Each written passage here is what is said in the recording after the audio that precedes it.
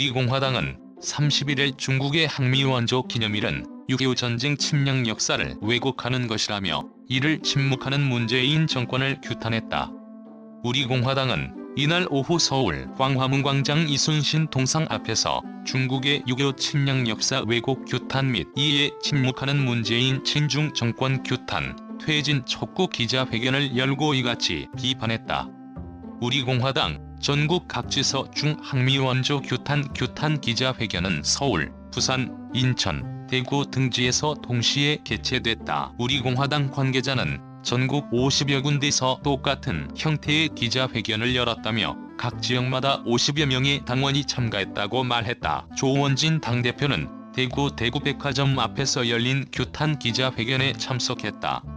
인지연 우리공화당 최고위원은 당대표 명의의 기자회견문을 대독하며 중국이 6.25 전쟁 침략 역사를 왜곡하는 상황에서도 아무 말 못하고 침묵하는 문재인 친중 정권을 강력하게 규탄한다고 목소리를 높였다.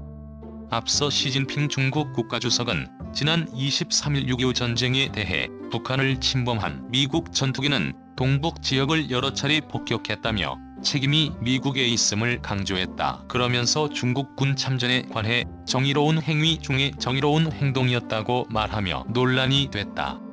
이에 인지연 최고위원은 대한민국의 혈맹 미국과의 한미동맹이 안보와 번영의 주축인 대한민국으로서 절대 용납할 수 없는 일이라며 6.25 전쟁은 단연코 북괴, 중공, 소련이 일으킨 침략 전쟁인 것이 역사적 사실이라고 강조했다.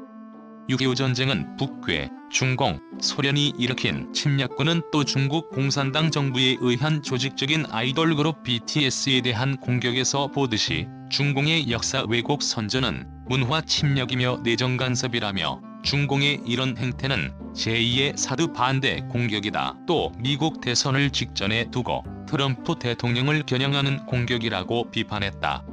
그러면서 중국의 일방적인 역사 왜곡에도 침묵하는 문재인 대통령을 향해 친중 정권이라고 지적하며 규탄사를 이어나갔다.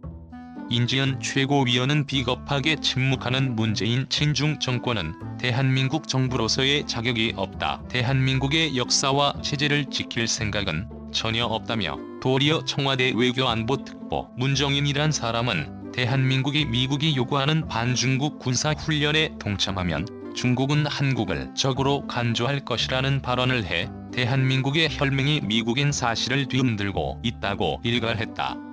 발언자로 나선 이주천 애국정책연구원장은 중국은 우리에게 사죄해야 한다며 우리는 매년 8월 15일에 일본에 사죄를 촉구하는데 6월 25일엔 중국 공산당에 사죄하라고 했는가라고 반문했다.